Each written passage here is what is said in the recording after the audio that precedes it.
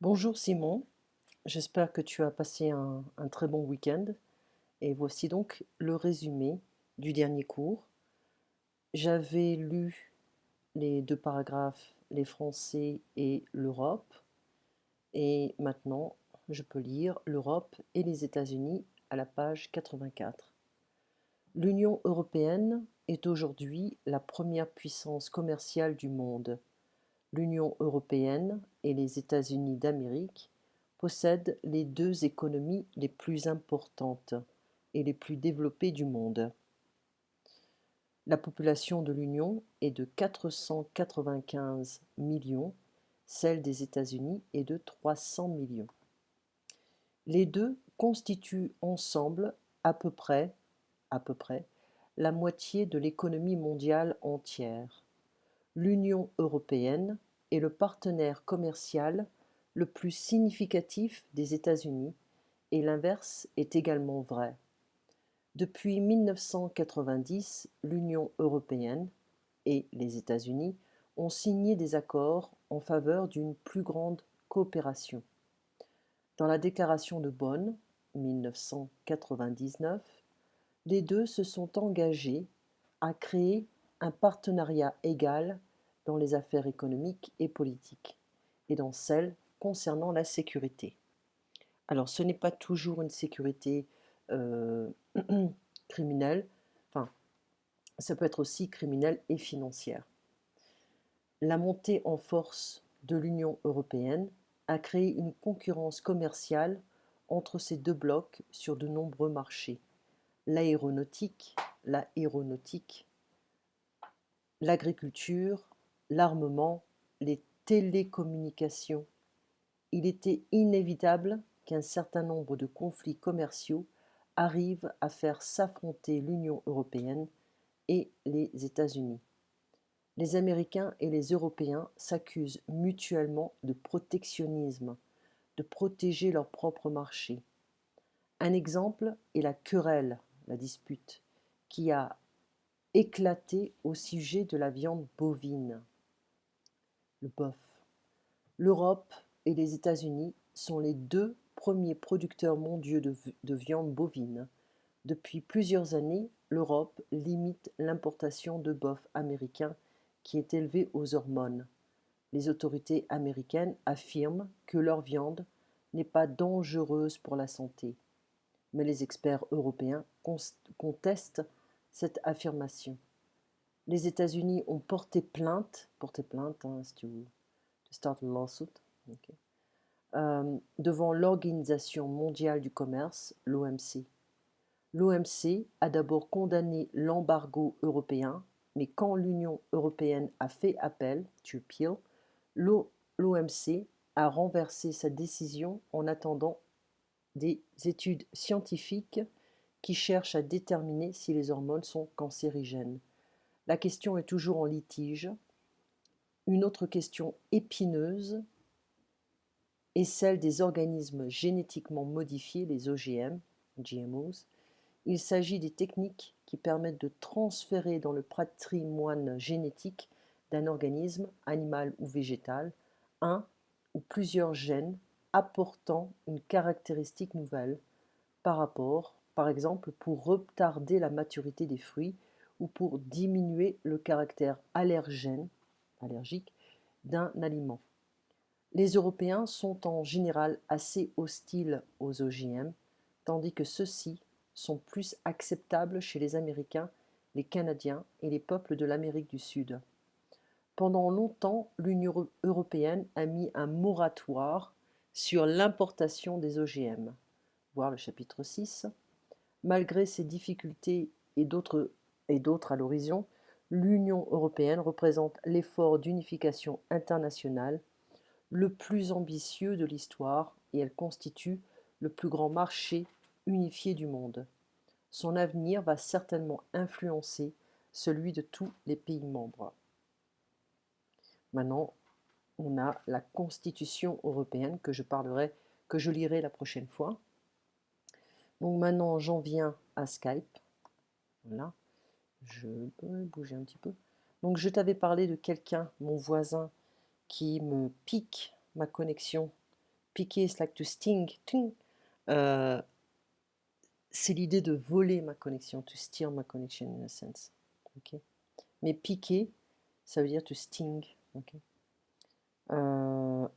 Ensuite, une amende, a ticket. Okay. Donc, une amende, ignorer, to ignore. Les syndicats, ignorer les syndicats, tu m'avais parlé de l'Angleterre, les syndicats anglais qui ignorent cette loi de supporter d'autres syndicats, donc pas de collaboration, pas de support entre les syndicats, c'est interdit. Mais bon, on peut toujours éviter de respecter la loi. Ensuite, nous avons parlé de ce mot une punition, punishment. Okay. Maintenir, to maintain, elles maintiennent ou maintenir maintenir une punition, un embargo, etc. Nous avons parlé également des trains, les conducteurs de train qui font la grève, beaucoup plus rare en Angleterre. En France, je peux t'avouer que c'est très commun. Et malheureusement, c'est très commun. Il y a beaucoup de conducteurs de train et de métro également, ou de bus qui font la grève. Ça s'est passé quand j'étais en France l'année dernière. Il y avait une grève comment je peux dire, il y avait une grève des transports à cause de la nouvelle loi du travail. Ils sont en train de changer la loi du travail. Donc voyons un peu ce que ça va faire. Le kiosque. En France, on parle de kiosque à journaux, newspapers. Ok. Donc qui n'est jamais ouvert. Ou le kiosque où on peut acheter des billets, ok, ou le distributeur de billets, ou la billetterie aussi. On avait parlé d'automatisation. L'automatisation, c'est concernant les trains ou le métro. C'est vrai que c'est assez dangereux, je dirais. Pourquoi? Parce que on a, comment dire, l'absence de sécurité. S'il est bon d'avoir des agents de sécurité dans le métro, dans le train, dans la gare. Ok. Donc si l'automatisation se généralise, on ne verra pas beaucoup de travailleurs. En plus, ça va tuer les emplois. Ok. Donc le personnel, le staff, le personnel. C'est important d'avoir un personnel dans la gare ou dans la station de métro, surtout pour les femmes qui voyagent la nuit. On dit aussi en français les femmes qui voyagent de nuit. Okay? To appear, to look like, to seem, to appear. Let's just keep that. To appear, c'est apparaître. On peut parler aux passagers, on peut avoir un sens de sécurité qui est important. Je pense que, comment dire, je pense que c'est important, le personnel dans la gare. Ça nous permet d'avoir un sens de sécurité qui est beaucoup plus important. Voilà. Ensuite, si on veut acheter un billet, ticket, any kind of ticket, plane ticket, bus ticket, train ticket, un billet de train, un billet de bus, un billet d'avion ou de métro, on dira un billet simple, one way, ou un billet aller-retour, round trip. Okay. Automatisé, automatisation, et un sentiment de distanciation. On se distancie, distancier, c'est le verbe infinitif, donc on se distancie des relations humaines entre les gens. Je vois que mon chat est en train de jouer avec un sachet plastique. J'espère que ça ne va pas faire de bruit. L'argent liquide, the cash, the flowing cash, in a sense, the liquid cash. Okay.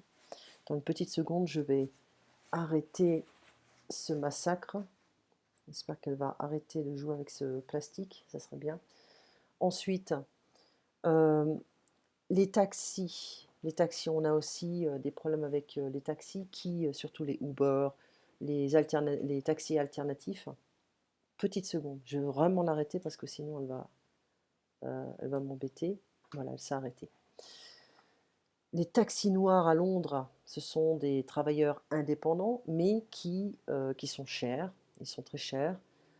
Tous les taxis normaux, que ce soit à Paris ou à Los Angeles, sont des taxis qui sont très chers et je pense que les taxis alternatifs comme Lyft ou Cabify, Uber sont beaucoup moins chers et moi, personnellement, me sens plus en sécurité.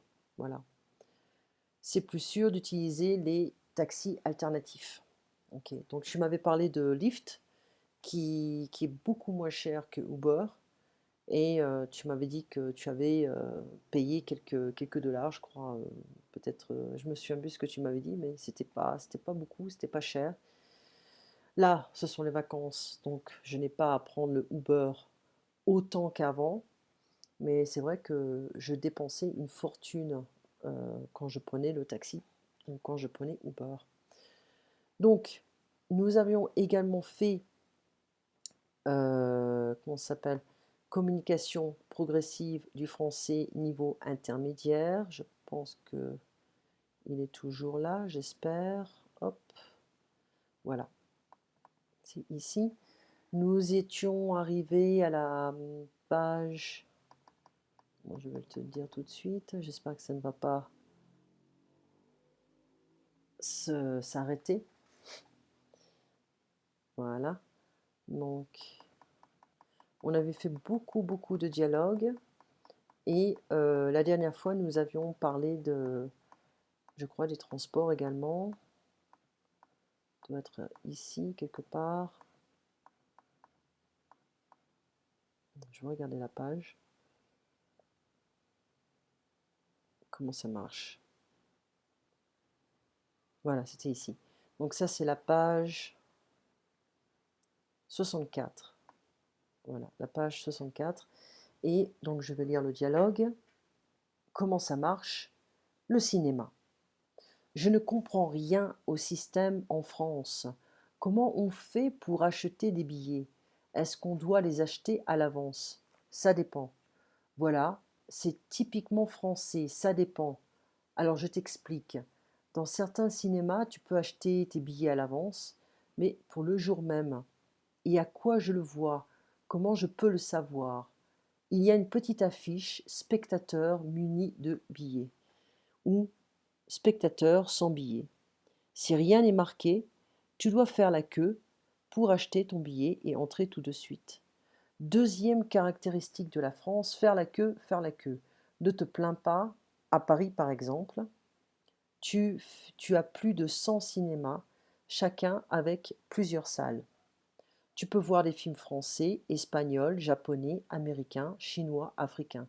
Presque tous sont en VO. Qu'est-ce que ça veut dire en VO? En version originale, c'est-à-dire dans la langue d'origine du film, en italien pour un film italien, en japonais pour un film japonais. Tu peux lire les sous-titres en français. Et donc, si ce n'est pas en version originale, c'est en VF. Voilà, c'est ça en version française. Alors ici, on a les résumés. Je ne comprends rien à.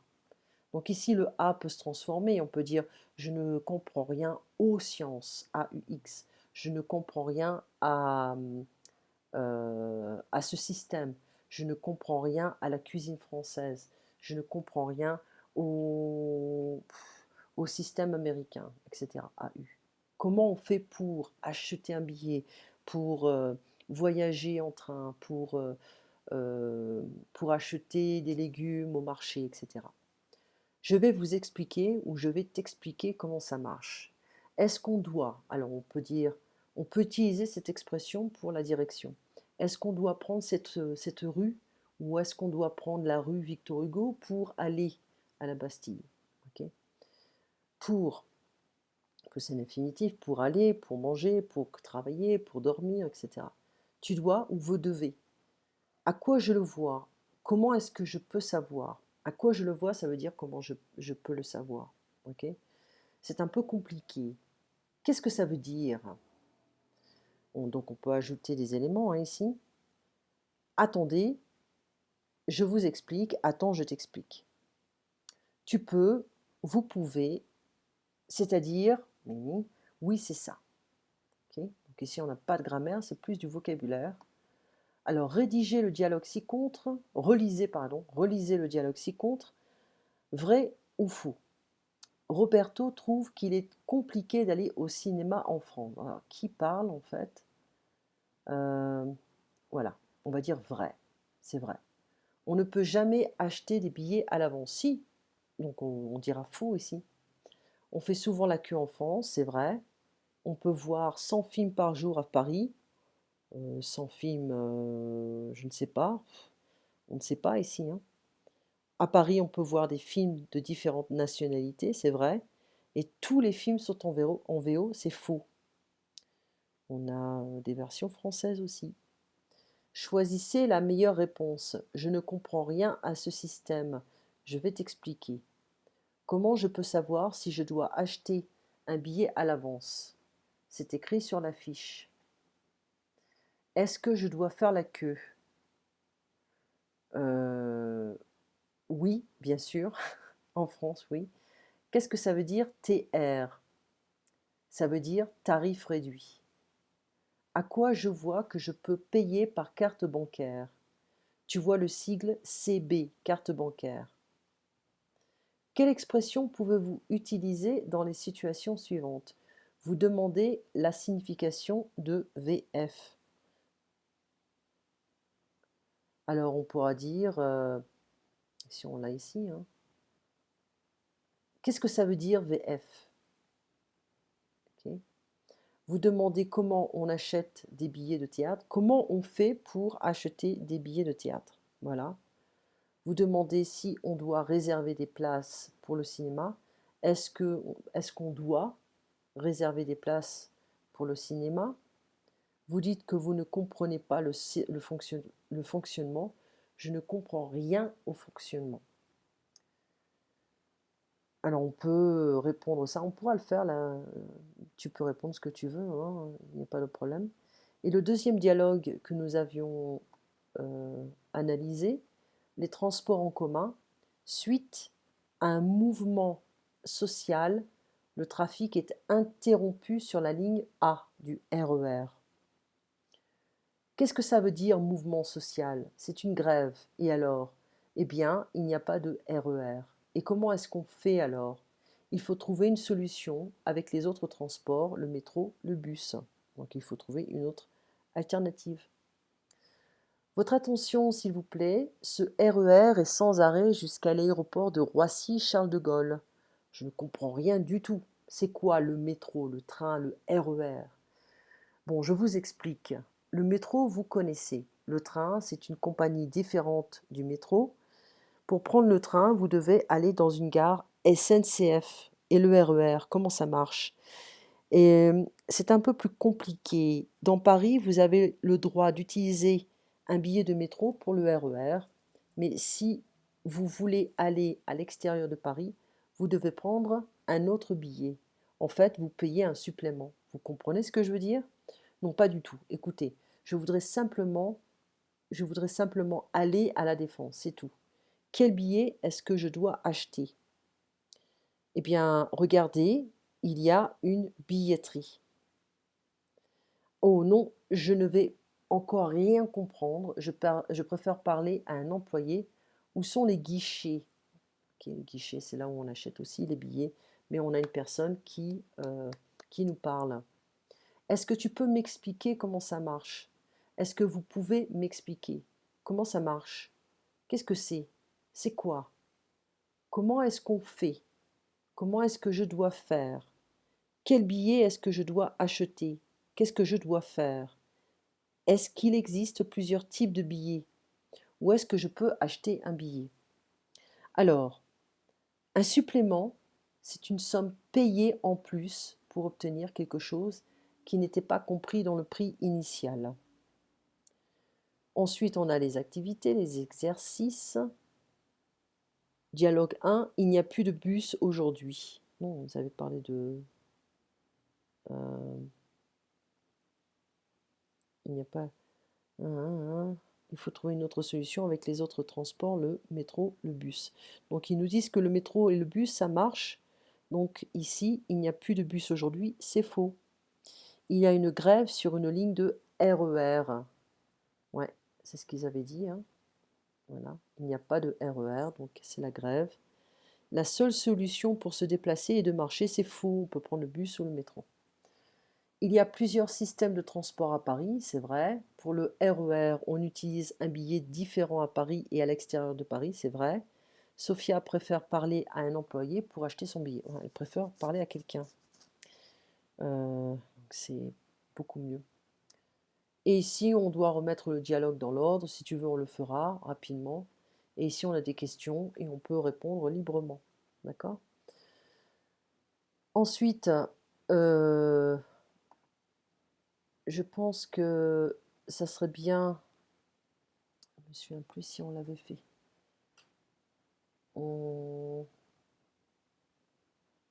Donc ça c'est Hugo Advanced French. Okay. Je ne me souviens plus si on l'avait fait. Comment les Français passent-ils leur temps libre?